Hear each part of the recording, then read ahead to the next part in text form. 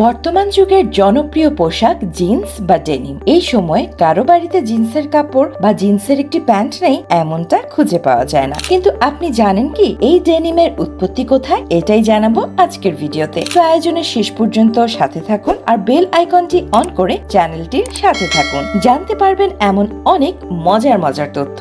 Denim বিশেষভাবে বোনা এক ধরনের মজবুত কাপড় যা প্রধানত জিন্সের জন্য ব্যবহৃত হয়। এটি মূলত তুলা থেকে তৈরি কাপড় যা টুইল নামে পরিচিত একটি বিশেষ বুননের মাধ্যমে তৈরি হয়। এই বুননের জন্য ডেনিম কাপড়টি পুরু এবং টেকসই হয়। ডেনিম কাপড়ের উৎপত্তি ফ্রান্সে। 1700 শতকে ফ্রান্সের নিমস শহরে প্রথম এই ধরনের কাপড় তৈরি করা হয়েছিল এবং এর নামও এসেছে ডেনিমস থেকে। আপনি কি জানেন জিন্স মূলত কাদের জন্য তৈরি করা হয়েছিল? 1870-এর দশকে আমেরিকার ক্যালিফোর্নিয়ায় সোনার খনির শ্রমিকদের জন্য লিভাই স্ট্রস নামে একজন ব্যবসায়ী এবং জ্যাকব ডেভিস নামে একজন দর্জি মিলে প্রথম জিন্স তৈরি করেন। এই শ্রমিকরা মজবুত এবং টেকসই কাপড়ের পোশাক খুঁজছিলেন যা কঠিন কাজেও সহজে ছিঁড়ে যাবে না। জ্যাকব ডেভিস ক্যানভাসের মতো মজবুত কাপড় ব্যবহার করে এবং ধাতব রিভেট যোগ করে প্যান্ট তৈরি করেন যা খুব টেকসই ছিল। এই ডিজাইনটি এত জনপ্রিয় হয়ে ওঠে যে তারা 1873 সালে এর পেটেন্ট নিয়ে নেন। এরপর ধীরে ধীরে জিন্স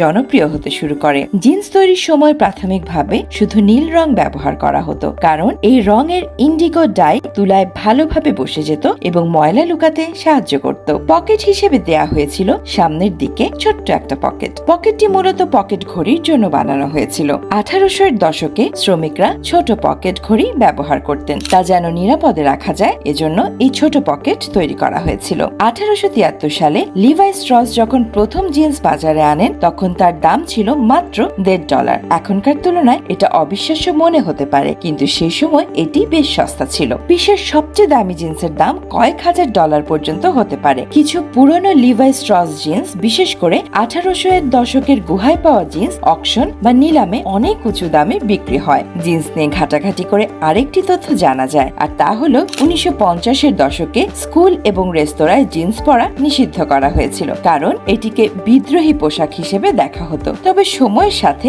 এটি আধুনিক এবং জনপ্রিয় সংস্কৃতির মূলধারায় স্থান করে নেয়। কিন্তু এই কাপড় ধোয়া নিয়েও কিন্তু ছিল বিতর্ক। ব্রিটিশরা জিন্স তৈরি করেনি, তবে তারা প্রথমে আমেরিকান মজুর ও খনি শ্রমিকদের পরিধেয় এই মজবুত পোশাকের জনপ্রিয়তা দেখে এটিকে ফ্যাশনে অন্তর্ভুক্ত করতেও আগ্রহী হয়। বিশেষ করে দ্বিতীয় বিশ্বযুদ্ধের পর থেকে যখন মার্কিন সৈনিকেরা ইউরোপে জিন্স পরে গিয়েছিল, তখন ইউরোপীয়দের কাছে এটি পরিচিত এবং জনপ্রিয় হতে শুরু করে। 1950-এর দশকে হলিউড সিনেমায় জিন্স পরা তারকাদের দেখে সারা বিশ্বে জিন্স একটি প্রতীক হয়ে ওঠে। তারপর থেকে এটি ধীরে ধীরে ইউরোপেও জনপ্রিয় হয়ে ওঠে এবং ব্রিটিশরা জিন্সকে তাদের ফ্যাশনের অংশ হিসেবে গ্রহণ করে। কিছু ফ্যাশন বিশেষজ্ঞ এবং পরিবেশবিদ মনে করেন জিন্স যত কম ধোয়া যায় তত ভালো থাকে এবং পরিবেশের জন্যও এটি ভালো। এমনকি লিভাইসের সিইও একবার বলেছিলেন যে তিনি কখনোই তার প্রিয় জিন্স ধোন না। তারা পরামর্শ দেন জিন্সকে হালকা ব্রাশ বা ফ্রিজে রেখে